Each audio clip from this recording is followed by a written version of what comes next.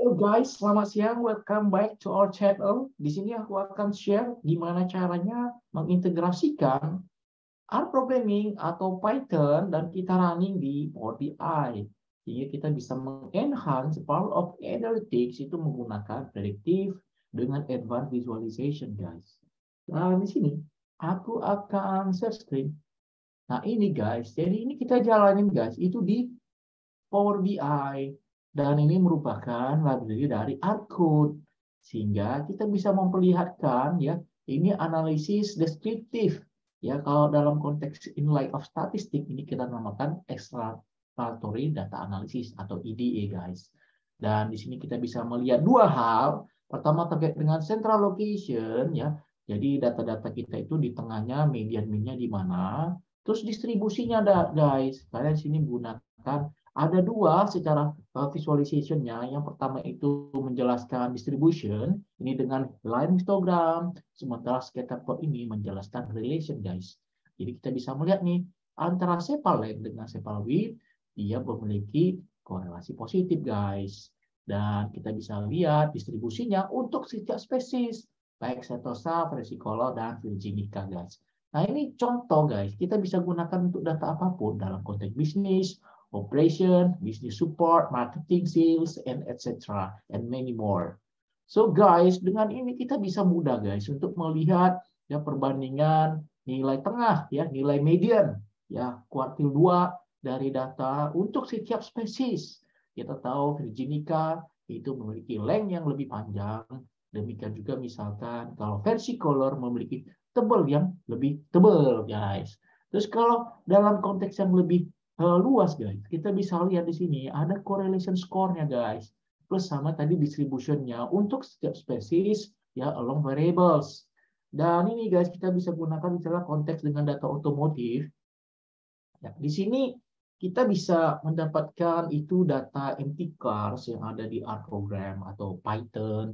Dan ini guys kita menggunakan correlation and clustering karena kita di sini membuat di hierarchical dendrogram guys. Jadi kita bisa mengetahui ya across car vehicle type itu kira-kira ya features dari speknya, kemudian miles per gallon, lalu ada displacement, cylinder, horsepower, itu untuk setiap kendaraan dan korelasinya itu positif atau negatif. Dan kita bisa memperlihatkan ini density map-nya guys. Jadi kita misalnya melihat nih, ketika miles per gallon-nya itu rendah guys, ya berarti itu mobilnya itu lebih berat, weight-nya lebih berat. Terus kita juga bisa melihat semakin tinggi horsepower guys, ya itu akan menyebabkan miles per gallon-nya makin rendah. Artinya ya dia membutuhkan konsumsi bahan bakar lebih banyak sehingga miles per gallon-nya itu lebih rendah guys. Nah kan kelihatan guys bedanya antara city car ya dengan SUV. SUV memiliki konsumsi bahan bakar itu lebih besar.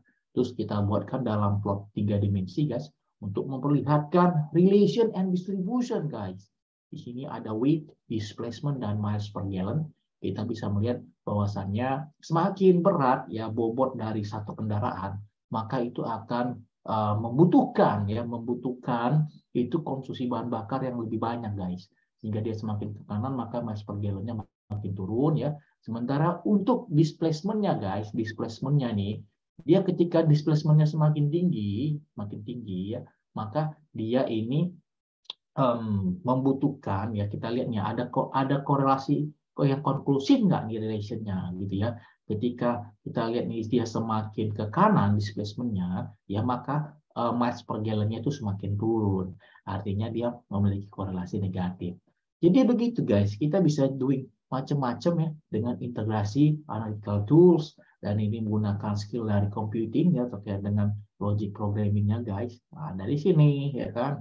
Terus juga ya kan kita menggunakan di sini adalah statistik ya untuk memilih kenapa kita doing correlation, kenapa kita doing clustering, kenapa regression dan sebagainya. Dan yang paling penting guys itu domain field ya. Kenapa kita pilih variabel ini, kenapa enggak variabel lain, kenapa kita pilih model ini, bagaimana menginterpretasikannya, once ada anomali gimana cara kita bisa menjelaskan dan sebagainya.